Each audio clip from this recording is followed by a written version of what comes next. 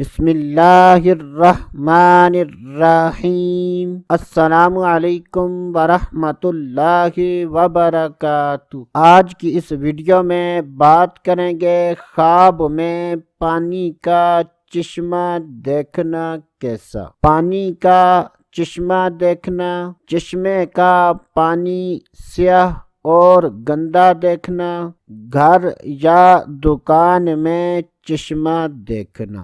جب بھی خوابوں کی تعبیر بیان کی جائے اور اس میں مرد و عورت میں سے کسی کا ذکر نہ ہو تو اس سے مراد مرد و عورت دونوں ہیں۔ حضرت سیدنا ابن سیرین رحمۃ اللہ تعالی علیہ نے ارشاد فرمایا کہ اگر کوئی خواب میں پانی کا چشمہ دیکھے تو یہ اس بات کی دلیل ہے کہ خواب دیکھنے والے کو سرداری یا حکومت ملے گی، اور خواب دیکھنے والا لوگوں پر مہربان ہوگا۔ اگر کوئی خواب میں چشمے کا پانی سیاہ اور گندا دیکھے تو یہ اس بات کی دلیل ہے کہ خواب دیکھنے والا غم و مصیبت میں مبتلا ہوگا۔ حضرت سیدنا ابراہیم کرمانی رحمۃ اللہ تعالی علیہ نے ارشاد فرمایا کہ اگر کوئی خواب میں